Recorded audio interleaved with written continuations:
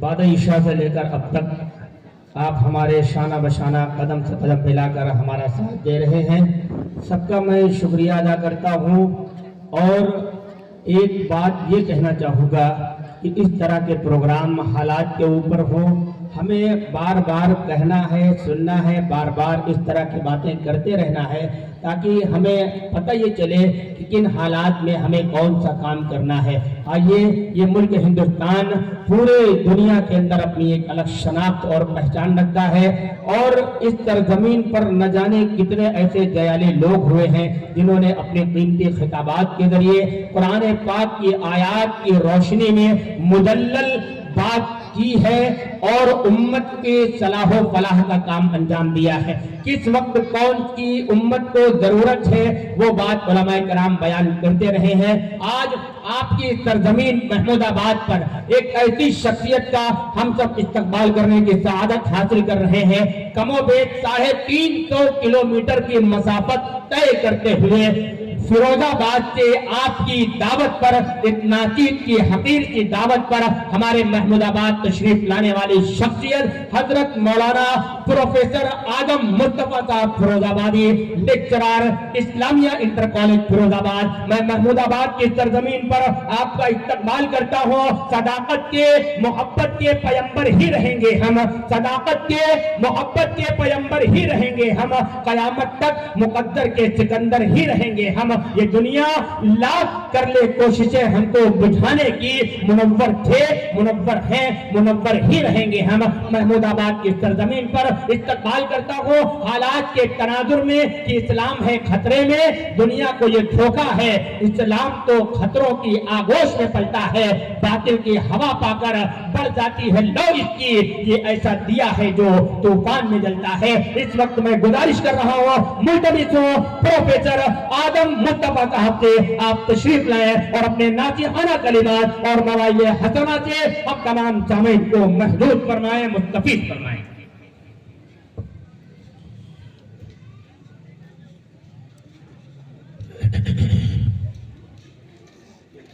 السلام علیکم ورحمۃ اللہ وبرکاتہ۔ بسم اللہ الرحمن الرحیم۔ الحمد للہ الذی رفع السماوات بغیر عمد ترونها وألقى في الأرض رواسي أن تميد بكم وجعل فيها فجاجا سبلا لعلكم تهتدون، ونشهد أن لا إله إلا الله وحده لا شريك له، ونشهد أن سيدنا ونبينا ومولانا محمدا عبده ورسوله، وصلى الله عليه وعلى آله وأصحابه وأزواجه وبارك وسلم تسليما كثيرا كثيرا. أما بعد فأعوذ بالله من الشيطان الرجيم. بسم الله الرحمن الرحيم. وإذ قال ربك للملائكة إني جاعل في الأرض خليفة قالوا أتجعل فيها من يفسد فيها ويسفك الدماء ونحن نسبح بحمدك ونقدس لك قال إني أعلم ما لا تعلمون. وقال رسول الله صلى الله تعالى عليه وسلم ارتحلت الدنيا مدبرا وارتحلت الآخرة مقبلا ولكل واحدة منهما بنون فكونوا من أبناء الآخرة ولا تكونوا من أبناء الدنيا إن لكل يتبعها ولدها أو كما قال عليه الصلاة والسلام. قابل قدر، قابل احترام حضرات علماء کرام اور بہت ہی قابل قدر میرے بھائیوں، دوستوں، عزیزوں، بزرگوں اور بڑی امیدوں سے وابستہ پردے میں بیٹھی میری ماؤں اور بہنوں، دنیا میں دو نظریے ہیں۔ ایک نظریہ اسلام کا ہے جس نظریے کو اللہ نے قرآن میں اور سیدنا محمد رسول اللہ صلی اللہ علیہ وسلم نے اپنے ارشادات اور اپنی سیرت کے ذریعے سے امت کے سامنے رکھا ہے۔ اور ایک نظریہ دنیا کی باطل قوموں کا ہے، اور یہ دو بالکل الگ الگ نظریے ہیں۔ اسلامی نظریہ میرے اور آپ کے بارے میں قرآن اعلان کرتا ہے انی جاعل فی الارض خلیفہ، کہ ہم نے تم انسانوں کو اس دھرتی پر اپنا نائب، اپنا خلیفہ، اپنا شہزادہ بنا کر بھیجا ہے۔ اس کے مقابلے میں ایک دوسرا نظریہ جو دوسری قوموں نے پیش کیا، ایک انگریز فلاسفر گزرا ہے جس کا نام تھا ڈارون۔ ڈارون کا نظریہ یہ ہے human being is a social animal, کہ انسان ایک سماجی جانور ہے۔ تو اللہ، رسول اور اسلام یہ کہتا ہے کہ تم اس دھرتی پر اللہ کے نائب ہو، اللہ کے خلیفہ ہو، اور ڈارون یہ کہتا ہے کہ تم اس دھرتی پر ایک سماجی جانور بن کر آئے ہو۔ سماجی کا مطلب کہ تم سماج میں رہتے ہو تو تم کو پہننا، اوڑھنا، اٹھنا، بیٹھنا، کھانا پینا آ گیا ہے، ورنہ اصلاً جیسے اور جانور ہیں تم بھی ایک جانور ہو۔ تو اب یہ دو نظریے ہیں، جس نے جو بتایا، اسلام نے بتایا کہ تم ہمارے خلیفہ اور ہمارے نائب ہو، تو اسلام نے جو نظریہ پیش کیا اس کے مطابق زندگی گزارنے کا طریقہ دیا، اور انگریز فلاسفر نے جو نظریہ پیش کیا تو انگریزوں نے زندگی گزارنے کا وہ طریقہ پیش کیا۔ جیسے جانوروں کے یہاں پاکی اور ناپاکی کوئی چیز نہیں ہے، پاکی اور ناپاکی کا کوئی تصور نہیں۔ اسلام نے پاکی اور ناپاکی کو بڑی اہمیت دی۔ تو چونکہ ہم اللہ کے نائب ہیں، خلیفہ ہیں، تو ہم کو یہ حکم دیا گیا کہ پاک صاف رہو۔ ان اللہ یحب التوابین ویحب المتطہرین، کہ اللہ تعالیٰ توبہ کرنے والوں کو اور پاک صاف رہنے والوں کو پسند کرتا ہے۔ تو پھر گویا ہم کو پاکی کی سارے آداب بتائے گئے۔ استنجے سے پاکی حاصل کرنا، جسم کو پاک صاف کرنا، کپڑوں کو پاک صاف رکھنا، جگہ کا پاک صاف رکھنا، کمائی کا پاک صاف رکھنا، نگاہوں کا پاک صاف رکھنا، دل کا پاک صاف رکھنا، روح کا پاک صاف رکھنا، زبان کا پاک صاف رکھنا، کانوں کا پاک صاف رکھنا، کہ ہر چیز کی پاکی کا مطالبہ ہم سے کیا گیا۔ اور جہاں جانور بتایا گیا، ظاہر بات ہے کہ جانوروں کے ہاں کوئی پاکی اور ناپاکی کوئی چیز نہیں ہوتی، تو ان کے ہاں اس لائن کی کوئی چیز نہیں۔ تمہاری آنکھ پاک ہو یا ناپاک، تمہارا دل پاک ہو یا ناپاک، تمہاری روح پاک ہو یا ناپاک، تمہاری کمائی پاک ہو یا ناپاک، تمہارا گھر پاک ہو یا ناپاک، جانور کو اس سے کوئی مطلب نہیں ہوتا۔ تو جنہوں نے جانور بتایا اور انہوں نے کہا کہ زندگی گزارو چاہے جیسی گزرے، پاک گزرے یا ناپاک گزرے۔ اسلام نے پاکی کے لیے سب سے پہلی چیز کہ ناپاک کرنے والی چیزوں سے بچنے کا حکم دیا۔ پیشاب کی چھینٹوں سے بچو،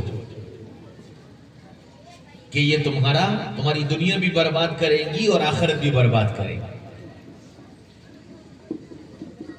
میں تھائی لینڈ ایئرپورٹ پر بیٹھا ہوا تھا، مجھے استنجے وضو کی حاجت ہوئی، میں اٹھا اور باتھ روم کی طرف جانے لگا، تو وہاں باتھ روم میں ڈیوٹی پر جو لیڈی کھڑی ہوئی تھی اس نے مجھے روک دیا. اس نے کہا کہ نہیں، یہ آپ کا باتھ روم نہیں ہے. تو میں نے کہا کہ بھئی پھر میرا کہاں ہے؟ کہنے لگے وہ گیٹ نمبر 16 کے سامنے. ہم نے کہا بھئی باتھ روم میں کیا فرق ہے؟ کہنے لگے کہ آپ لوگ جب باتھ روم جاتے ہیں تو پانی کا استعمال کرتے ہیں، یہاں پانی نہیں ہے، یہاں پانی نہیں ہے، اس لیے یہ آپ لوگوں کے لیے نہیں ہے، پانی کا انتظام وہاں ہے. ہم نے فوراً ذہن میں آیا کہ ہاں یہ بات تو صحیح ہے کہ جانور پانی کا استعمال نہیں کرتا، جانور پانی کا استعمال نہیں کرتا، پانی کا استعمال تو انسان ہی کرتا ہے. تو اس وقت پتہ چلا کہ الحمدللہ ہم اس دھرتی پر اللہ کے نائب ہیں، خلیفہ ہیں، ہم جانور نہیں ہیں. ایک نظریہ ہے. تو جانوروں کے ہاں پاکی ناپاکی کوئی چیز نہیں. اسلام نے ہر موقع پر پاکی اور ناپاکی کو دھیان دینے کا حکم دیا. یوم لا ينفع مال ولا بنون الا من اتى الله بقلب سلیم. کل تمہارا مال اور تمہاری اولاد یہ تمہارے کام نہیں آئے گی، پاک صاف دل لاؤ گے وہ کام آئے گا. تو گویا دل کی پاکی کا مطالبہ کیا گیا کہ دل کو پاک کرو. اور دل کی پاکی کیا ہے؟ کہ یہ دل گناہوں سے پاک ہو جائے. گناہ ایک کیچڑ ہے، گناہ ایک غلاظت اور گندگی ہے. اس گناہ سے دل کو ناپاک نہ کرو. اور دل کون سے گناہوں سے ناپاک ہوتا ہے؟ فرمایا آنکھ کے گناہ سے اور زبان کے گناہ سے. آنکھ کا گناہ اور زبان کا گناہ یہ دل کو ناپاک کر دیتا ہے. اس لیے فرمایا کہ اپنی نگاہوں کی حفاظت کرو. قرآن نے حکم دیا قل للمؤمنین یغضوا من ابصارہم وقل للمؤمنات یغضضن من ابصارہن. ان مردوں سے کہیے اپنی نگاہوں کی حفاظت کیا کریں، اور ان عورتوں سے بھی کہیے کہ اپنی نگاہوں کی حفاظت کیا کریں. کیوں؟ کہ یہ آنکھ کا گناہ دل کو گندا کر دے گا، دل کو ناپاک کر دے گا. اور اللہ کے ہاں سے مطالبہ پاک دل کا ہے. تم اللہ کے نائب ہو، تم دنیا سے دل پاک صاف لے کر آنا کہ یہ دل گندا نہ ہونے پائے. روح کی پاکی کا مطالبہ ہے کہ اپنی روح کو پاک صاف کرو. کہ روح گندی کیسے ہوگی؟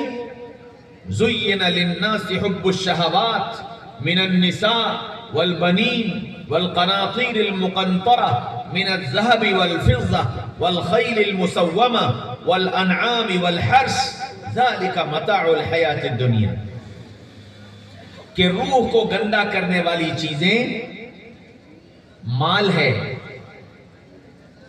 اولاد ہے، عورتیں ہیں، سونے چاندی کے ڈھیر ہیں، سواریاں ہیں، کھیتی باڑیاں ہیں. کہ ساری وہ چیزیں جو تم کو اللہ کے حکم سے غافل کر دیں وہ روح کو گندا کرنے والی ہیں. ساری وہ چیزیں جو تم کو اللہ سے غافل کر دیں، اللہ کے احکامات سے دور کر دیں، نبی کی زندگی سے دور کر دیں، یہ ساری چیزیں تمہاری روح کو گندا کرنے والی ہیں. اس لیے مال کماؤ، بیوی بچوں کے ساتھ رہو، بہترین سواریاں استعمال کرو، زمین جائیداد بناؤ، لیکن یہ خیال رہے کہ یہ ساری چیزیں تم کو اللہ کے حکم سے غافل نہ کریں، نبی کے طریقے سے تم کو دور نہ کریں. اگر یہ مال، اولاد، بیوی، بچے، کاروبار، سونا چاندی، سواریاں، کھیتی باڑیاں، یہ ساری چیزیں اگر تم کو اللہ کے قریب کر رہی ہیں اور اللہ کے احکامات کو پورا کرنے میں تمہارے معاون اور مددگار بن رہی ہیں تو یہ اللہ کے نگاہ میں بڑی قیمتی ہے۔ اور اگر یہ ساری چیزیں تم کو اللہ سے دور کر رہی ہیں، اللہ کے احکامات سے دور کر رہی ہیں، تو پھر یہ ساری چیزیں تمہاری روح کو گندا کرنے والی، روح کو ناپاک کرنے والی۔ اس لیے اپنی روح کو پاک صاف رکھنے کے لیے ان ساری چیزوں کی محبت کو اللہ اور اس کے رسول کی محبت پر غالب نہ آنے دو۔ مطالبہ ہے زبان کو ناپاک نہ کرو۔ کہ زبان کی ناپاکی کیا ہے؟ کہ زبان کی ناپاکی جھوٹ ہے۔ وَيْلٌ لِّلْمُكَذِّبِينَ، تباہ ہو گیا، برباد ہو گیا وہ شخص جو جھوٹ کا عادی ہو گیا۔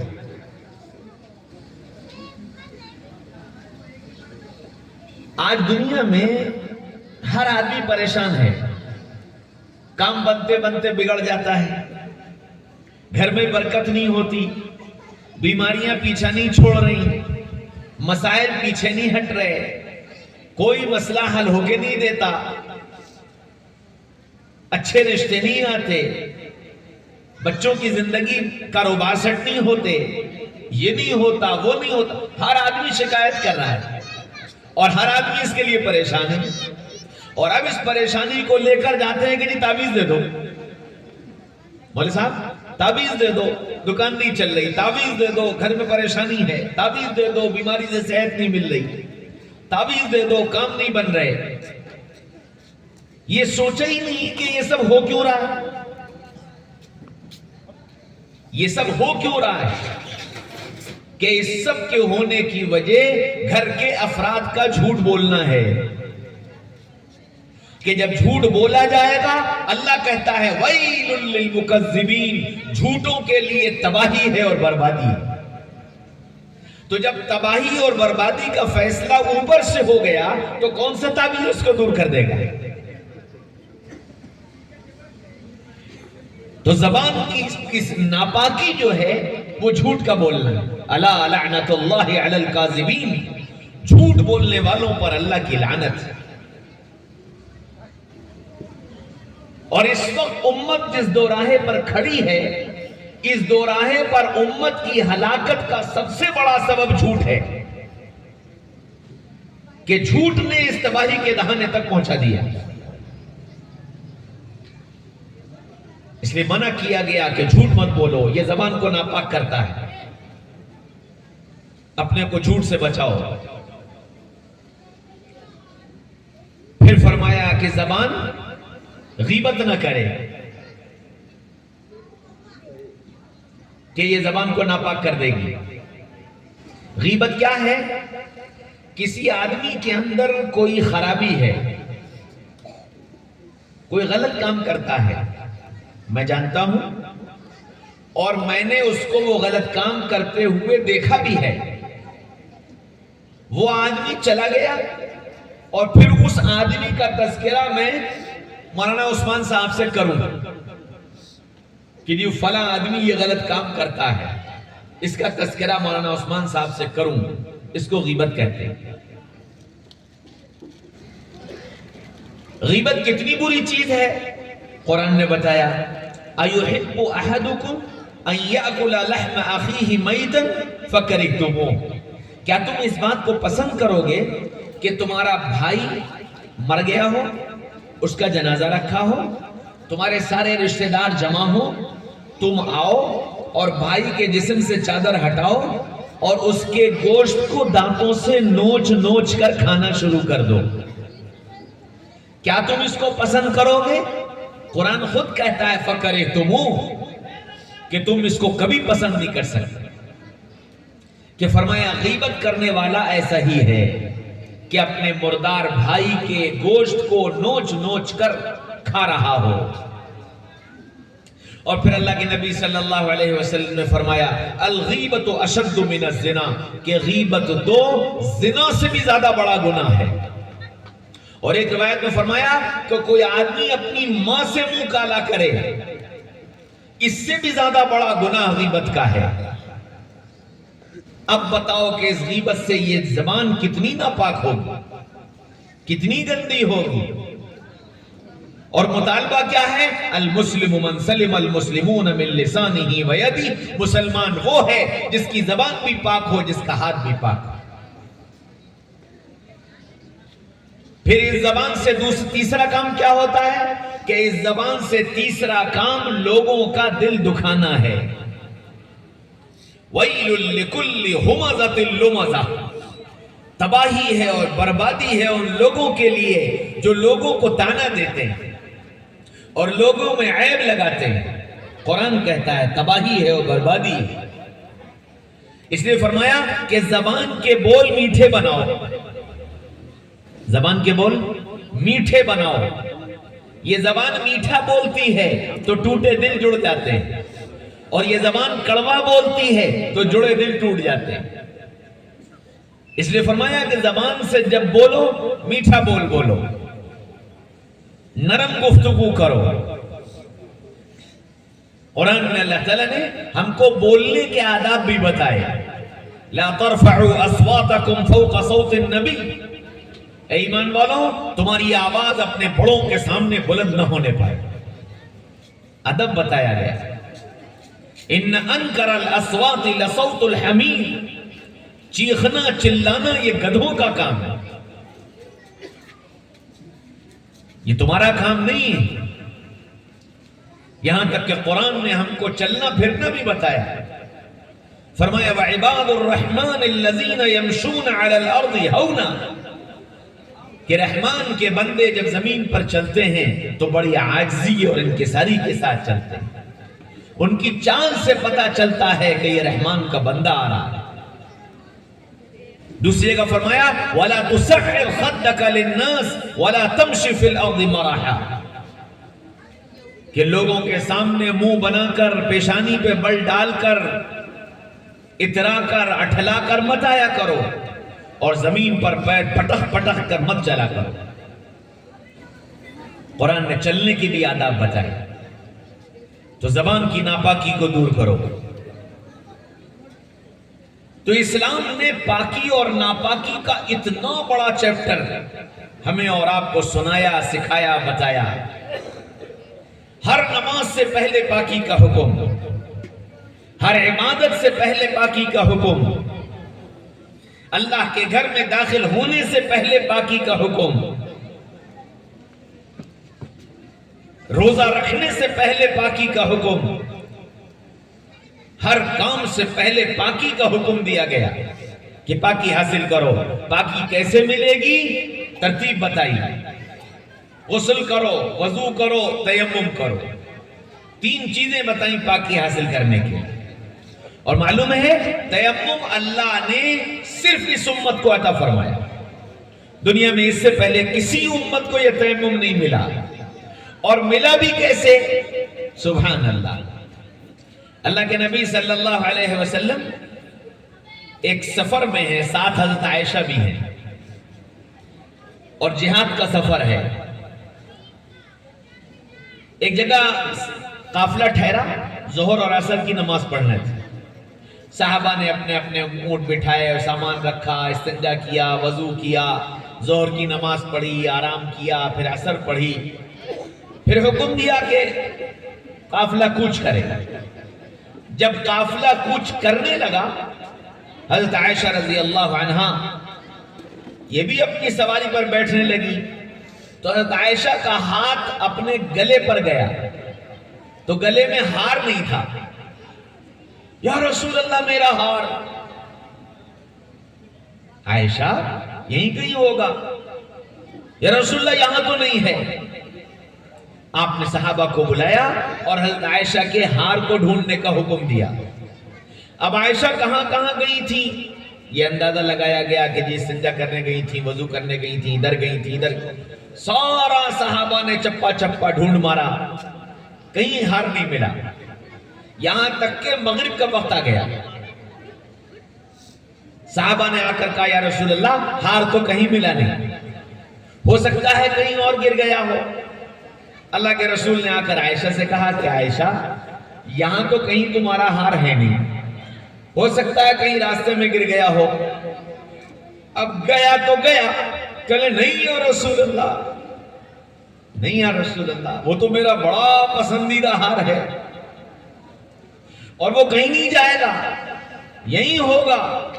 عائشہ اب تو اندھیرا ہو گیا، یا رسول اللہ کچھ بھی ہو آپ قافلے کو یہیں روک دو، کل صبح جب روشنی ہوگی تب ڈھونڈا جائے گا۔ اللہ اکبر۔ اللہ کے رسول نے آ کر صحابہ سے کہا بھائی خیمے لگا لو، آج رات یہیں قیام ہوگا۔ حضرت عائشہ رضی اللہ عنہا نبی سے کہہ کر مطمئن ہو گئی، نہ ہوا کوئی میرا تمہارا جیسا اور نہ ہوئی کہ کوئی میری تمہاری جیسی بیوی۔ اگر کہیں ایسا ہمارے ساتھ ہوتا تو بیوی کی وہ پھٹکار لگاتے کہ اس کو چھٹی کا دودھ یاد آ جاتا کہ تیرے ایک ہار کی وجہ سے سارے قافلے کو روک دے، تیرے ہار کی ایسی کی تیسی، اور ہم اتنے بڑے مقصد کے لیے آئے ہیں، اتنا بڑا قافلہ تیرے ایک ہار کی وجہ سے رکے گا؟ تجھے چلنا ہے تو چل، ورنہ جا تو اور تیرا ہار، ہم تو چلے۔ یہ تو ہوتا ہمارا انداز۔ اور اللہ کے نبی صلی اللہ علیہ وسلم نے عائشہ کی ایک فرمائش پر، نہیں یا رسول اللہ کل جب صبح ہوگی روشنی میں ہار ڈھونڈیں گے، ہار یہیں ملے گا، ہم آج قافلے کو یہیں روک دیے۔ رسول اللہ نے حکم دے دیا کہ بھئی آج یہیں قیام ہو گیا۔ اب مغرب بھی پڑھی اور عشاء بھی پڑھی، صحابہ سو گئے۔ صبح آئی تو پانی ختم، نہ استنجے کا پانی نہ وضو کا پانی۔ اب سارے صحابہ پریشان کہ آج تو فجر گئی۔ اب دو دو چار چار کر کے ابو بکر کے پاس آنے لگے، ابو بکر تیری بیٹی کی وجہ سے آج سب کی فجر گئی۔ دو نے کہا، چار نے کہا، چھ نے کہا، ظاہر بات ہے باپ تھے، غصہ آ گیا، اٹھے اور سیدھے عائشہ کے خیمے میں۔ حضرت عائشہ رضی اللہ عنہ کے خیمے میں پہنچے تو دیکھا کہ عائشہ بیٹھی ہے اور اللہ کے رسول عائشہ کی گودی میں سر رکھے سو رہے۔ اب رسول اللہ کو سوتا دیکھا تو آواز تو کچھ نہیں نکلی، لیکن عائشہ کے بغل میں جا کر بیٹھ گئے اور عائشہ کے بغل میں بیٹھ کر عائشہ کو نوچنا شروع کیا۔ عائشہ تیری وجہ سے سب کی نماز چلی گئی، عائشہ تیری وجہ سے سب کی نماز چلی گئی۔ ایک بار، دو بار، تین بار عائشہ کی آنکھوں سے آنسو بہنے لگے۔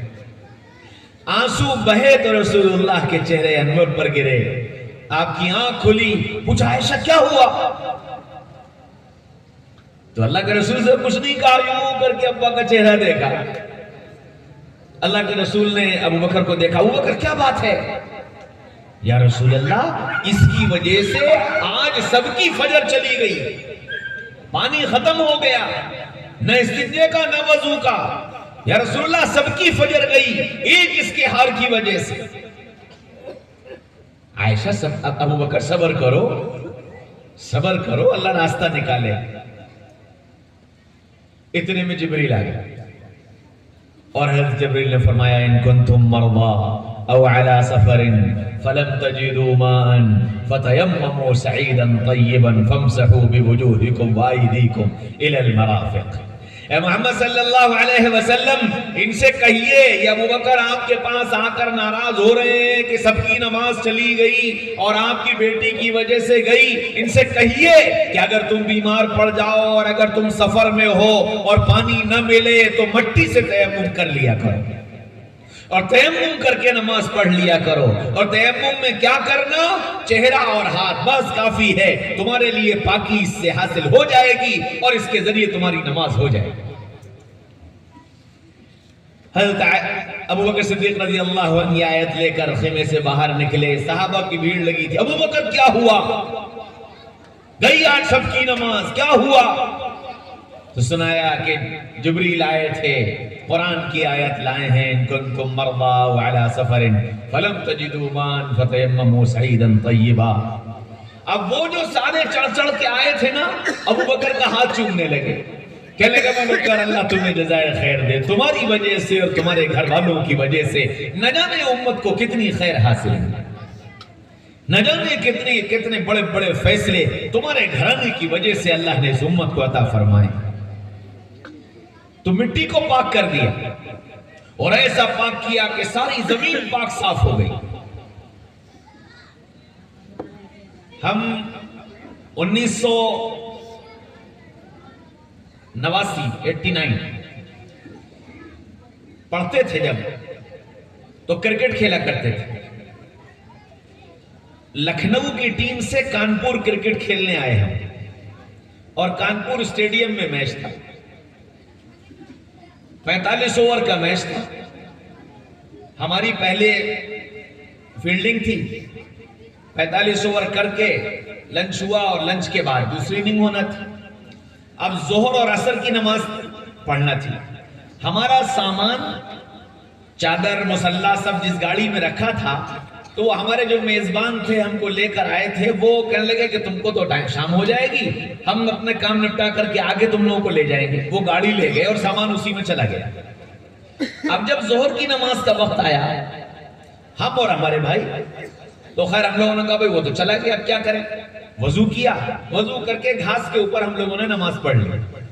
اب جب گھاس کے اوپر نماز پڑھی تو بہت سارے مسلمان آئے، کہنے لگے کیوں صاحب اس پر بھی نماز ہو جاتی ہے؟ ہم نے کہا اس پر بھی نماز ہو جاتی ہے، اللہ نے زمین کو پاک بنایا ہے، زمین پاک ہے۔ کہنے پھر تو ہم بھی پڑھ سکتے ہیں نماز۔ ہم تو یہ سمجھتے تھے کہ یہ مصلی چاہیے اور چٹائی چاہیے اور پھر نماز ہوگی، کہنے پھر تو بہت آسان ہے۔ اللہ کا شکر پہ ساتھ کھیلنے والے کئی لڑکے نمازی بن گئے۔ تو اللہ تعالیٰ نے ہم کو پاکی کا حکم دیا، اور جہاں جانور بتایا گیا وہاں پاکی کا کوئی تذکرہ ہی نہیں۔ ہمارے یہاں پاکی، مال کی پاکی کا مطالبہ کیا گیا، کلوا من الطیبات واعملوا صالحا، سنو اچھا اچھا کھانا، پاک صاف کھانا، حرام مت کھانا، حلال کھانا، حلال اور حرام کی تمیز قائم کی گئی، اور بتایا گیا یا ایھا الذین آمنوا اتقوا اللہ وذروا ما بقی من الربا، اے ایمان والوں اللہ سے ڈرو اور اپنے کو سود سے بچاؤ، سود سے بچاؤ۔ فَإِن لَّمْ تَفْعَلُوا فَأْذَنُوا بِحَرْبٍ مِّنَ اللَّهِ وَرَسُولِهِ، اور اگر تم نے اپنے آپ کو سود سے نہ بچایا تو سنو اللہ اس کا رسول تم سے جنگ کرنے کے لیے تیار ہے۔ تو ہم کو کمائی کا حلال کرنا سکھایا گیا، حلال رکھنا بتایا گیا، حقوق کا ادا کرنا بتایا گیا۔ تمہارے مال میں تمہارے بھائی کا، تمہاری بہن کا، تمہاری بیوی کا، تمہاری اولاد کا، تمہارے رشتہ داروں کا، ان سب کا حق ہے۔ وَآتَ الْمَالَ عَلَى حُبِّهِ ذَوِي الْقُرْبَى وَالْيَتَامَى وَالْمَسَاكِينِ وَابْنَ السَّبِيلِ وَالسَّائِلِينَ وَفِي الرِّقَابِ، کہ تمہارے مال میں تمہارے رشتہ داروں کا، یتیموں کا، مسکینوں کا، مسافروں کا، ضرورت مندوں کا، ان سب کا حق ہے۔ حقوق بتائے گئے، اور جہاں جانور بتایا گیا انہوں نے کہا جی بس دنیا کماؤ چاہے جیسے آئے، کما کر آئے، چھین کر آئے، لوٹ کر آئے، ڈاکہ ڈال کر آئے، سٹے سے آئے، جوئے سے آئے، چاہے جیسے آئے، بس پیسہ کماؤ، پیسہ ہونا چاہیے۔ جیسے جانور پیٹ بھرنا چاہیے، چاہے پیسے ملے، چاہے کسی کی جان لے کر ملے، لیکن پیٹ بھرنا چاہیے۔ تو پھر جو طاقتور ہوتا ہے وہ کمزور کو پھاڑ کھاتا ہے، جو طاقتور ہوتا ہے وہ کمزور کو پھاڑ کھاتا ہے، کیونکہ اس کو جینے کا حق نہیں۔ اور جہاں شہزادہ بتایا گیا، نائب بتایا گیا، خلیفہ بتایا گیا، وہاں ایک ایک کے حقوق بتائے گئے۔ جانوروں کے یہاں ماں باپ کا کوئی تصور نہیں، ماں باپ کا کوئی تصور نہیں۔ جہاں بچے بڑے ہوئے اور ان میں طاقت آئی، اگر وہ اڑنے والے ہیں تو اڑنا سیکھ گئے، دوڑنے بھاگنے والے ہیں دوڑنا بھاگنا سیکھ گئے، تو کون ابا اور کون اماں؟ جانور نہیں جانتے۔ تو جنہوں نے جانور بتایا انہوں نے کیا کہا؟ جب تمہارا بچہ 18 سال کا ہو جائے تو اس بچے کو یہ حق ہے کہ وہ اپنے ماں باپ کو گھر سے نکال کر اولڈ ہاؤس میں داخل کر دے کہ ابا اب تمہاری ضرورت نہیں، ابا اب تمہاری ضرورت نہیں، جاؤ اور جا کر اولڈ ہاؤس میں رہو۔ اور جہاں نائب اور خلیفہ بتایا گیا وہاں یہ بتایا گیا وَقَضَى رَبُّكَ أَلَّا تَعْبُدُوا إِلَّا إِيَّاهُ وَبِالْوَالِدَيْنِ إِحْسَانًا، کہ ماں باپ کے ساتھ احسان کا معاملہ کرنا۔ جانوروں کے ہاں ماں باپ کا کوئی تصور نہیں، جانوروں کے ہاں خدمت نام کی کوئی چیز نہیں ہوتی۔ آپ نے کبھی دیکھا کوئی جانور کسی جانور کے پیر دبا رہا ہو، سر دبا رہا ہو، اس کو اپنے ہاتھ سے لقمہ بنا کر کھلا رہا ہو؟ تم جانور ہو، تمہیں خدمت کرنے کی کوئی ضرورت نہیں۔ جب تمہارے ماں باپ خدمت کے لائق ہو جائیں تو ان کو اٹھا کر اولڈ ہاؤس میں داخل کرو، مہینے کی فیس جمع کرتے رہو، وہاں نوکر ان کی خدمت کرتے رہیں گے۔ اور جہاں شہزادہ بتایا گیا وہاں حکم دیا گیا اما یبلغن عندک الکبر احدهما او کلاهما فلا تقل لهما اف ولا تنهرهما وقل لهما قولا کریما۔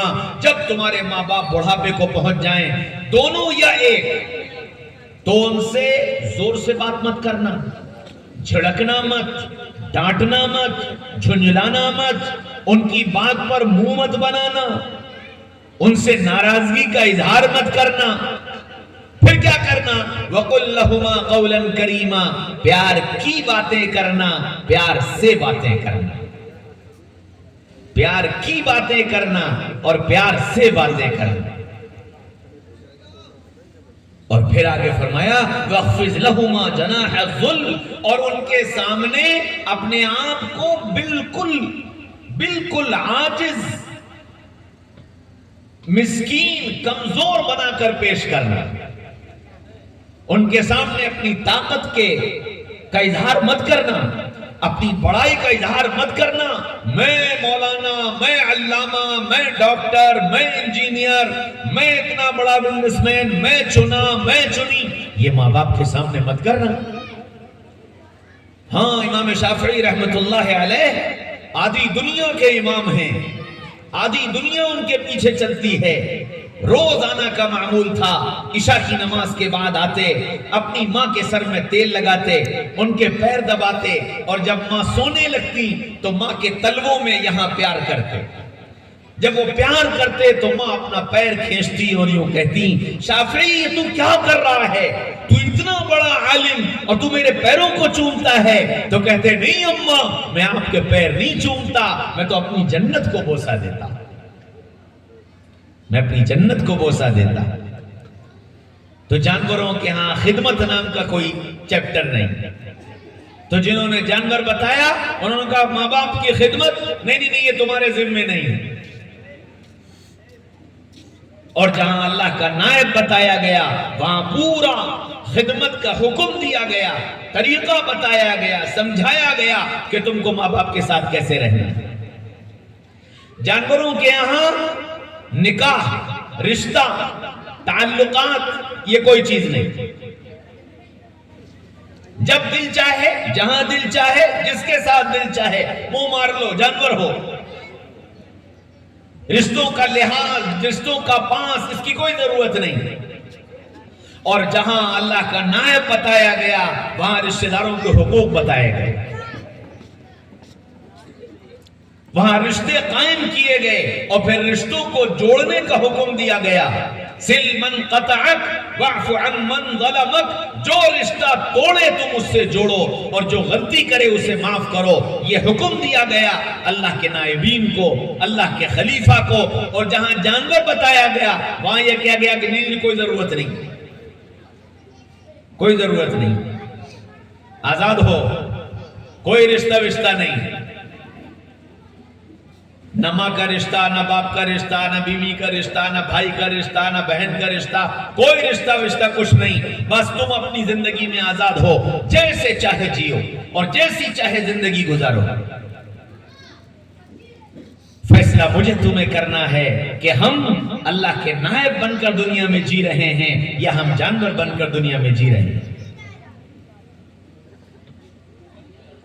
جانوروں کے یہاں حلال حرام کچھ نہیں ہوتا، جو چاہے کھا لو، جو چاہے پی لو، جیسے چاہے کھا لو، جیسے چاہے پی لو، جانوروں کے یہاں کوئی حلال حرام نہیں۔ تو جنہوں نے جانور بتایا انہوں نے کہا بھائی کچھ حرام نہیں کچھ حلال نہیں، جو مرضی آئے کرو، دنیا تمہاری، میرا جسم میری مرضی، جو چاہے کرو، کوئی حلال حرام کچھ نہیں۔ تو ساری دنیا کو اسی پر ڈال دیا، میرا جسم میری مرضی، اور دنیا اسی کے ذریعے تباہی کے دہانے پر پہنچ گئی، بربادی کے دہانے پر پہنچ گئی۔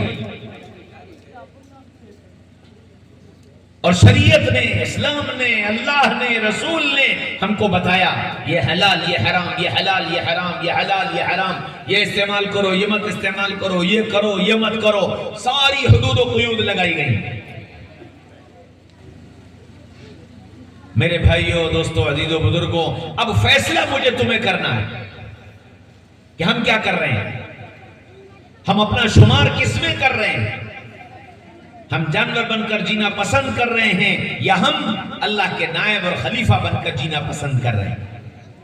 ہم نے کون سا راستہ اختیار کیا؟ جانوروں کے یہاں عبادات کا کوئی تصور نہیں، جب مرضی چاہے سو جاؤ، جب مرضی چاہے اٹھ جاؤ، کوئی پابندی نہیں کہ اس وقت اٹھنا ہے، اس وقت سونا ہے، اس وقت جاگنا ہے، دن میں یہ کرنا، رات میں یہ کرنا، کچھ جانوروں کے ہاں اس کی تقسیم نہیں ہوتی۔ تو جنہوں نے جانور بتایا انہوں نے کہا جی جو مرضی چاہے کرو، رات کو دن بنا دو، دن کو رات بنا دو۔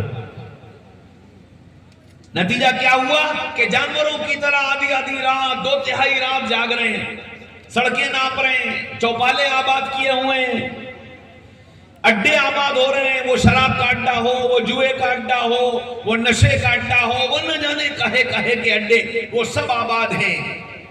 2/3 رات گزر جاتی ہے، تب یہ اٹھ کر گھر آتا ہے اور پھر آخر رات میں بستر پر جاتا ہے، دن ڈھلے تک سوتا رہتا ہے۔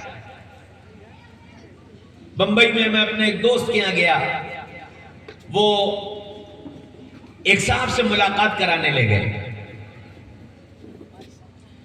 ملاقات ہوئی، بات چیت ہونے لگی۔ اسی بات چیت میں نے ان سے یہ پوچھا آپ کے بچے کیا کرتے ہیں؟ انہوں نے بتایا کہ جی بچے اسکول میں پڑھ رہے ہیں، ایک بچہ فلاں کلاس میں، ایک بچہ فلاں کلاس میں۔ اچھا، میں نے کہا بچوں کو کتنا وقت دیتے ہیں؟ کہنے لگے مولانا صاحب بچوں سے ہماری ملاقات صرف سنڈے میں ہوتی ہے۔ ہم نے کہا کیوں، بچے ہاسٹل میں رہتے ہیں؟ کہ نہیں گھر پہ ہی رہتے ہیں، بات یہ ہے کہ رات کو جب میں آتا ہوں تو وہ سو چکے ہوتے ہیں، اور صبح جب وہ جاتے ہیں تو میں سو رہا ہوتا ہوں، اس لیے پورے ہفتے بچوں سے ملاقات نہیں ہوتی، سنڈے ملاقات ہوتی ہے۔ تو جب جانوروں والی زندگی آئے گی تو دن رات بن جائے گا اور رات دن بن جائے گی۔ اللہ تعالیٰ نے فرمایا وَجَعَلْنَا اللَّيْلَ لِبَاسًا وَجَعَلْنَا النَّهَارَ مَعَاشًا، رات آرام کے لیے بنائی ہے، دن کام کے لیے بنایا ہے، تقسیم ہے۔ شہزادے ہو رات آرام کیا کرو، میرے نائب ہو رات آرام کیا کرو، دن میں کام کیا کرو۔ جنہوں نے جانور بتایا انہوں نے کہا نہیں جی نہیں، جب مرضی چاہے جاگو اور جب مرضی چاہے سو جاؤ، اور ساری امت اسی پر چل پڑی۔ امت کا 80% طبقہ صبح سو رہا ہے، آدھی رات تک جاگ رہا ہے، 12 بجے 1 بجے 2 بجے۔ ایک دن رات کو 2 بجے ایک صاحب کا فون آیا اور فون کر کے پوچھ رہے ہیں مول صاحب جاگ رہے ہو؟ تو میں نے کہا ہاں کیا بات ہے؟ کہنے لگے نہیں وہ بس وہ ہم بیٹھے ہوئے تھے، بحث ہو رہی تھی، تو ہم نے کہا میں ابھی مول صاحب سے پوچھ کے بتاتا ہوں۔ ایک دن ایسی رات 1:30 بجے ایک صاحب کا فون آیا کہ مول صاحب سو گئے؟ میں نے کہا نہیں ڈانس کر رہا تھا۔ احساس ہی نہیں، جیسے جانوروں کو کسی چیز کا ادب، سلیقہ، طریقہ کچھ نہیں معلوم ہوتا، جو مرضی چاہے جب کر لو۔ تو جنہوں نے جانور بنایا تو ہم کو سب بھول گئے، طریقہ، سلیقہ، ادب، آداب سب بھول گئے۔ اور جانوروں کی طرح جب مرضی آئی نہ چھوٹا دیکھا نہ بڑا دیکھا نہ عالم دیکھا نہ بزرگ دیکھا، اپنی مرضی، جب میرا دل اب چاہ رہا ہے ختم بات۔ فیصلہ مجھے تمہیں کرنا ہے کہ میں جانوروں والی زندگی پسند کرتا ہوں یا شہزادوں والی۔ اچھا، جانوروں کو کبھی بیٹھ کر کھانا کھاتے دیکھا آپ نے؟ کہ دسترخوان لگا کر بیٹھ کر ہاتھ دھو کر ادب سے کھانا کھاتے کبھی دیکھا جانور کو؟ جنہوں نے جانور بتایا انہوں نے کہا کہ جی کھانا بوفے سسٹم، کوئی ضرورت نہیں کھڑے بٹھانے کی کھلانے کی، جانور ہو، جانوروں کو کھانا کیسے دیتے ہیں؟ تھال میں سانی لگا دی اور اس کے بعد جانور کی زنجیر کھول دی، جانور دوڑ کر گیا اور اس نے تھال پر دھابا بول دیا، جو تھال سامنے آ گئی اسی میں منہ ڈال دیا۔ بھئی تم جانور ہو، ہم تمہارے لیے تھال سجائے دیتے ہیں، مٹھائی کا کاؤنٹر، چاٹ کا کاؤنٹر، دال کا کاؤنٹر، گوشت کا کاؤنٹر اور چکن فرائی کا کاؤنٹر اور کباب کا کاؤنٹر اور روٹی کا کاؤنٹر، یہ تھال سجے ہوئے ہیں۔ اور تھال سجانے کے بعد کہا ہاں بھائی کھانا شروع، اور جانوروں نے دوڑ لگائی، کوئی دال پہ پہنچا، کوئی سالن پہ پہنچا، کوئی روٹی پہ پہنچا۔ اور پھر اس کے بعد آپ نے جانوروں کو کبھی سلیقے سے کھانا کھاتے دیکھا کہ جی کھانا گرے نہیں، کھانا برباد نہ ہو، کھانا خراب نہ ہو؟ تو جب جانور بتایا انہوں نے کہا بھئی پلیٹ میں اب بار بار تھال پر لینے کون آئے گا، ایک ہی مرتبہ میں نکال لو۔ وہ اتنا نکال لیا کہ کھانے سے زیادہ آ گیا، اب کھانا بچ گیا، کیا کرو؟ ڈسٹ بن میں پھینک دو۔ جیسے جانور کھا کر اپنی تھال کو یوں ٹھوکر مار دیتا ہے اور سارا کھانا لڑکا دیتا ہے، تم بھی جانور ہو، جو کھاؤ کھاؤ ورنہ باقی کھانا اٹھا کر پھینک دو۔ آپ میرج ہالوں میں چلے جاؤ، جس رات شادی ہوئی ہو صبح جا کر وہاں کے کوڑے دان دیکھ لو، کم از کم 200-250 آدمیوں کا کھانا تم کو کوڑے دانوں میں مل جائے۔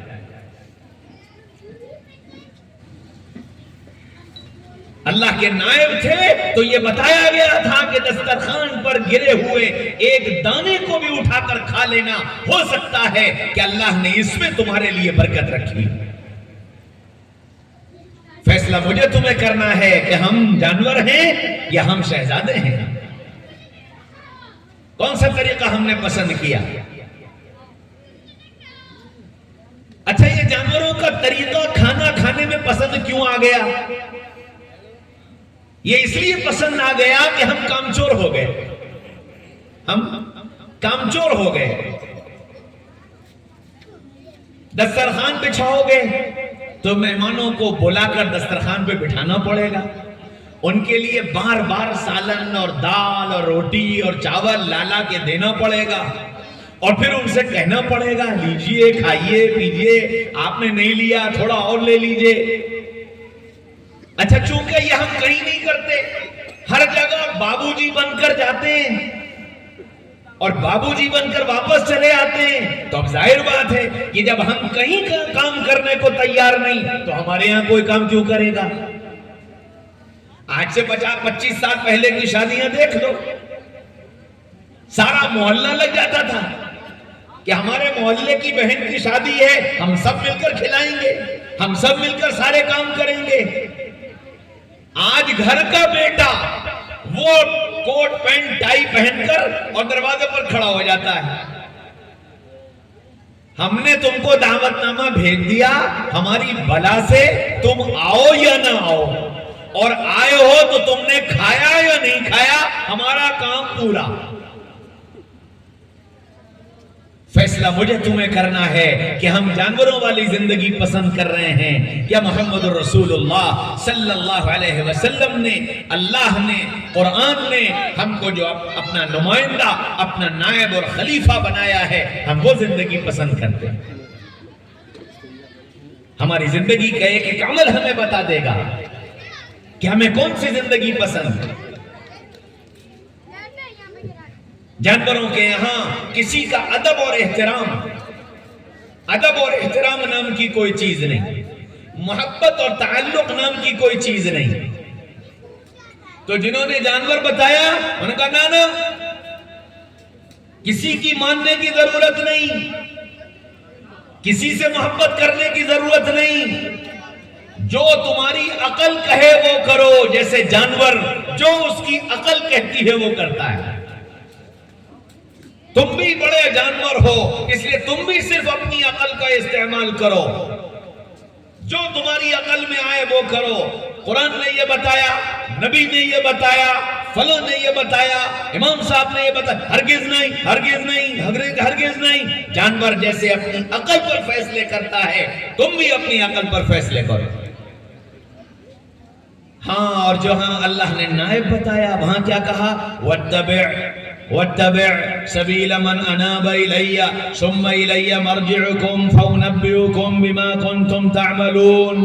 اے لوگوں، اے شہزادوں، اے میرے نائبوں، تم کسی ایسے شخص کے پیچھے چلنا طے کر لو جو اللہ کے سامنے انابت اختیار کرنے والا، اللہ کے سامنے رونے دھونے والا، اس کے پیچھے پیچھے چلو۔ اور پھر فرمایا کہ جو چیز تم کو معلوم نہیں ہے اپنے عقلی گھوڑے مت دوڑاؤ۔ فَاسْأَلُوا أَهْلَ الذِّكْرِ إِن كُنتُمْ لَا تَعْلَمُونَ، اگر تم جانتے نہیں ہو تو جاننے والوں سے جا کر پوچھو کہ یہ مجھے کیا کرنا ہے اور کیسے کرنا ہے۔ یہ قرآن کا حکم ہے، یہ اللہ کا حکم ہے۔ میرے بھائیوں، دوستوں، عزیزوں، بزرگوں، فیصلہ مجھے تمہیں کرنا ہے کہ ہم جانوروں والی زندگی پسند کرتے ہیں یا ہم خدا اللہ کے نائب اور خلیفہ بن کر جینا چاہتے ہیں۔ جانوروں میں آپ نے کہیں پردہ دیکھا کہ جی جانور پردہ کرتا ہو؟ تم جانور ہو، human being is a social animal, تم جانور ہو، اس لیے پردے کی کوئی ضرورت نہیں۔ جیسے جانور سرے راہ پھرتا ہے، جیسے جانور سرے بازار پھرتا ہے، تم بھی جانور ہو، جانوروں کی طرح پھرا کرو، کوئی پردے کی ضرورت نہیں۔ اور جہاں اللہ کا نائب بتایا گیا وہاں حکم دیا گیا یدنین علیہن من جلابیبہن، ان عورتوں سے کہیے کہ اپنے کو چادر میں لپیٹ کر چھپا کر رکھا کریں۔ ولا تبرجن تبرج الجاہلیت الاولی، زمانہ جاہلیت کی طرح سرے بازار بے پردہ نہ پھرا کریں۔ ہاں، جانوروں میں پردہ نہیں ہوتا، اور وہ پردہ کیوں کریں؟ پردے میں تو وہ چیز ہوتی ہے نا جو قیمتی ہوتی ہے، پردے میں وہ چیز ہوتی ہے جو قیمتی ہوتی ہے۔ اور اللہ کا کارخانہ اٹھا کر دیکھ لو، اللہ نے جتنی چیزیں قیمتی بنائی سب کو پردے میں چھپا دیا۔ انار پردے میں، کیلا پردے میں، بادام پردے میں، اخروٹ پردے میں، پپیتا پردے میں، گیہوں کا دانہ پردے میں، چاول کا دانہ پردے میں، مکئی کا دانہ پردے میں، سونا پردے میں، چاندی پردے میں، پلیٹینیم پردے میں، یورینیم پردے میں، ہیرا پردے میں، پیٹرول پردے میں، یہ سب چیزیں بڑی ہیں۔ 5 کا سکہ بھی پردے میں رہتا ہے، 5 کا سکہ بھی پردے میں رہتا ہے۔ کیا میری بہن بیٹیاں 5 کے سکے سے بھی زیادہ بے قیمت ہو گئی؟ گیہوں کے ایک دانے سے بھی زیادہ بے قیمت ہو گئی جو سرے بازار پھرے؟ ارے تم قیمتی ہو، اس لیے اللہ نے تم کو پردے میں رہنے کا حکم دیا۔ جیسے کائنات میں جتنی چیزوں کو اللہ نے قیمتی بنایا سب کو پردے میں چھپایا، تم بھی قیمتی ہو، اس لیے اللہ نے تم کو پردے میں رہنے کا حکم دیا۔ اور قیمتی اس لیے ہو کہ تمہاری گود میں انبیاء پلے، تمہاری گود میں صحابہ پلے، تمہاری گود میں اولیاء اللہ پلے، تمہاری گود میں دنیا کے قائد اور رہبر اور رہنما بنے۔ جب تک تم نے اپنے کو پردے میں رکھا، اپنی قیمت کو جانا، اللہ تمہاری گودوں سے قوموں کو قائد اور رہبر اور رہنما دیتا رہا، قوموں کو مصلح دیتا رہا، قوموں کی خدمت کرنے والے دیتا رہا۔ اور جس دن سے تم نے اپنے کو بے قیمت بنایا، تمہاری گودیں پانچ ہو گئیں اور تمہاری گودوں سے نکلنے والے دنیا کے آوارہ کتے بن گئے۔ میری بہنوں، تم قیمتی ہو، اس لیے اللہ نے تم کو پردے میں رہنے کا حکم دیا۔ یہ تو جانور تھے جو خود بے پردہ ہوئے اور تم کو بھی بے پردگی کا سبق پڑھا دیا کہ جی جانور ہو، جانور بے پردہ رہتا ہے، تمہیں پردہ کرنے کی کوئی ضرورت نہیں۔ ہاں فیصلہ کرنا ہے کہ میں جانوروں والی زندگی پسند کرتا ہوں یا انسانوں والی، کون سی زندگی مجھے پسند ہے، یہ فیصلہ کرنا پڑے گا۔ میرے بھائیوں، دوستوں، عزیزوں، بزرگوں، یہ دنیا کے سامنے دو نظریے ہیں، ان دو نظریوں کے مطابق مجھے تمہیں اپنی زندگی کا فیصلہ کرنا ہے کہ میں زندگی کو کس رخ پر لے کر جا رہا ہوں۔ میں نے اپنی اولاد کو کیا بنایا؟ میں نے ان کو انسان بننے کے سبق پڑھائے یا میں نے ان کو جانور بننے کے سبق پڑھائے؟ جانوروں کے یہاں مال میں کوئی تقسیم نہیں ہوتی، جس کے ہاتھ میں جو آ جائے وہ اس کا۔ ہاں باپ بیٹا بھی ہو، شیر اور شیر کا بچہ، لیکن شیر کے ہاتھ میں جو آ جائے وہ اس کا۔ اس کو اس سے مطلب نہیں کہ بچہ بھوکا مر رہا ہے، وہ تو اگر بھوکا ہو تو اپنے بچے کو ہی پھاڑ کے کھا جاتا ہے۔ تو جانوروں کے یہاں مال میں کوئی تقسیم نہیں، جس کے ہاتھ جو لگ جائے وہ اس کا۔ تو جنہوں نے یہ بتایا کہ تم جانور ہو، انہوں نے کہا بس اپنی جیب بھرے جاؤ، حلال سے حرام سے، لوٹ کر، چھین کر، رشوت سے، دھوکے سے، ظلم سے، جس راستے سے ہو سکے اپنا پیٹ بھرو، دنیا جائے چولہے بھاڑ میں۔ اور جہاں یہ بتایا گیا کہ تم شہزادے ہو، تم اللہ کے نائب ہو، تم خلیفہ ہو، وہاں یوصیکم اللہ فی اولادکم للذکر مثل حظ الانثیین، اللہ تم کو وصیت کرتا ہے کہ تمہارے مال میں سے تمہاری اولاد کا، تمہاری بیوی کا، تمہارے ماں باپ کا، ان سب کا حق ہے، اور اس کی پوری ترتیب بیان کی کہ ماں کا کتنا، باپ کا کتنا، بیوی کا کتنا، بیٹے کا کتنا، بیٹی کا کتنا، سب کا حق بیان کر دیا کہ اپنے مال میں سے ان سب کو حق تمہیں دینا ہے۔ تم اکیلے مال پر قابض نہیں ہو، تمہارے مال میں ان سب کا حصہ ہے۔ اب فیصلہ مجھے تمہیں کرنا ہے کہ ہم جانوروں والی زندگی پسند کرتے ہیں یا ہم محمد رسول اللہ صلی اللہ علیہ وسلم کی طرف سے دی ہوئی اللہ کی نیابت اور خلافت والی زندگی پسند کرتے ہیں۔ یہ تو میں نے چند مثالیں پیش کی ہیں، چند نمونے پیش کیے ہیں۔ آپ اگر بیٹھ کر کے دیکھو گے تو پیدائش سے لے کر موت تک جنہوں نے جانور بتایا، زندگی گزارنے کے سارے اصول اور سارے ضوابط سب جانوروں والے ہیں، ساری رسمیں جانوروں والی، سارے طور طریق جانوروں والے۔ کیوں؟ سوچ ہی یہ ہے human being is a social animal کہ انسان جانور ہے۔ جب سوچ یہ ہے تو پھر زندگی تم انسانوں والی کیسے دے دو گے؟ اور جہاں یہ سوچ بنائی گئی انی جاعل فی الارض خلیفہ، ہم نے اس دھرتی پر تمہیں اللہ کا نائب بنایا، تو پھر اللہ بادشاہ ہے، اللہ شاہان شاہ ہے، تو جو بادشاہ ہوگا وہ بادشاہ جب کسی کو اپنا نائب بنائے گا تو ظاہر بات ہے کہ پھر اس کی زندگی شہزادوں والی ہوگی۔ اور شہزادوں کی زندگی میں ہر وقت ہر موڑ پر احکامات ہوتے ہیں، یہ کرنا، یہ نہیں کرنا، یہ کرنا، یہ نہیں کرنا۔ شہزادوں کا ایک پروٹوکول ہوتا ہے، اس پروٹوکول کی حفاظت کرنا یہ ان کی ذمہ داری ہوتی ہے۔ جانوروں کا کوئی لباس دیکھا آپ نے کہ جی جانوروں کی یہ ڈریس ہے، یہ پہنیں گے، یہ نہیں پہنیں گے؟ تو جنہوں نے جانور بتایا انہوں نے کہا نہیں بھائی کوئی یونیفارم نہیں، دل چاہے سب اتار دو، ننگے پھرو، جانور ہو، چاہے آدھا جسم ڈھانک لو، جانور ہو، جو مرضی چاہے کرو۔ اور جہاں اللہ کا نائب بتایا گیا وہاں پورا لباس کا ایک کوڈ بتایا گیا، عورتوں کو حکم دیا گیا لباس ایسا پہنو جو جسم پر چست نہ ہو، لباس ایسا پہنو جس سے تمہارا پورا جسم ڈھک جائے۔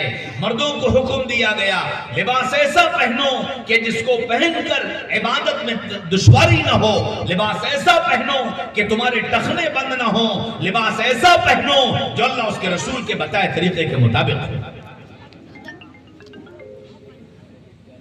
اللہ کے نبی صلی اللہ علیہ وسلم نے فرمایا اللہ کے نائب ہو، گھر سے سر پر تاج رکھے بغیر مت نکلنا،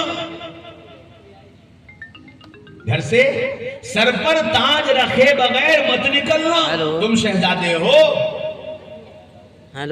چنانچہ نبی پاک صلی اللہ علیہ وسلم کی سیرت اٹھا کر دیکھ لو، 63 سال کی عمر میں، تو پھر ٹوپی کا کیا مطلب؟ فیصلہ کرنا ہے ہم کس کے طریقے کے مطابق زندگی گزارنا پسند کرنا ہے۔ ہم اپنے کو جانور بنا کر اور جانور بن کر زندگی گزارنا پسند کرتے ہیں، یا ہم اپنے کو اللہ کا نائب اور خلیفہ بن کر زندگی گزارنا پسند کرتے ہیں۔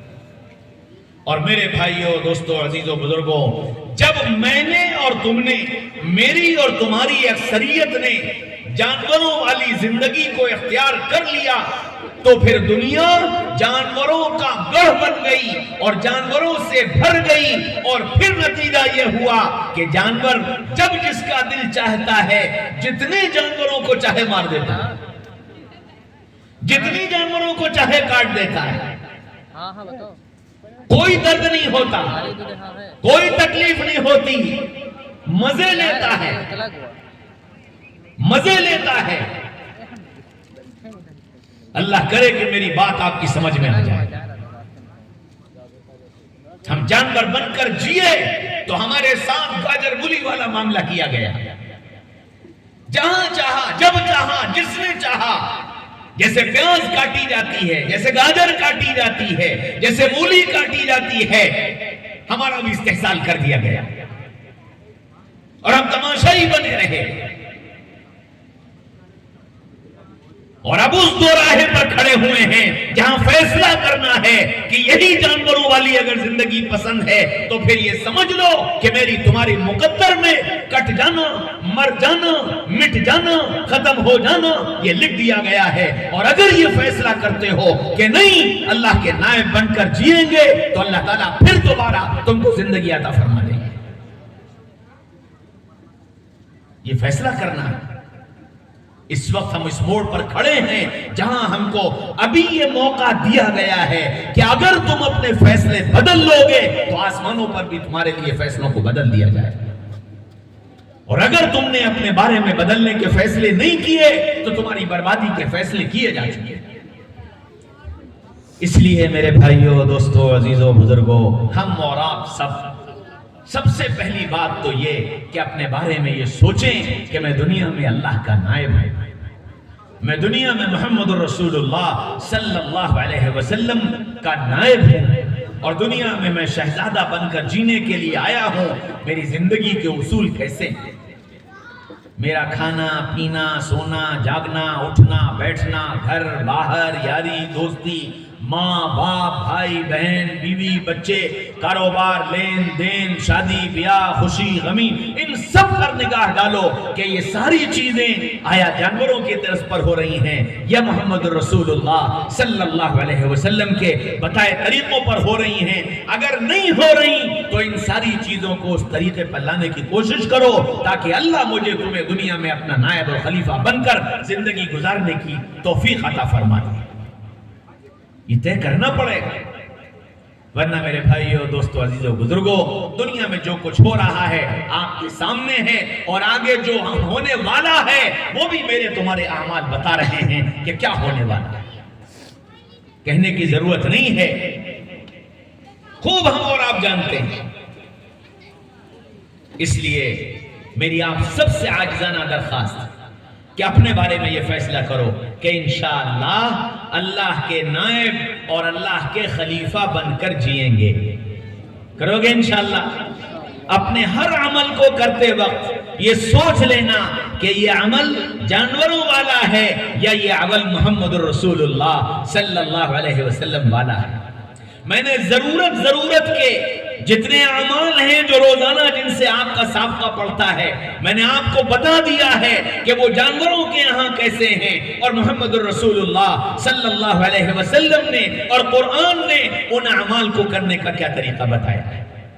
ضروری تقریباً میں نے ساری چیزیں عرض کر دی، اس لیے یہ نیت کر کے آج یہاں سے چلے جاؤ کہ انشاءاللہ شہزادہ بن کر جیئیں۔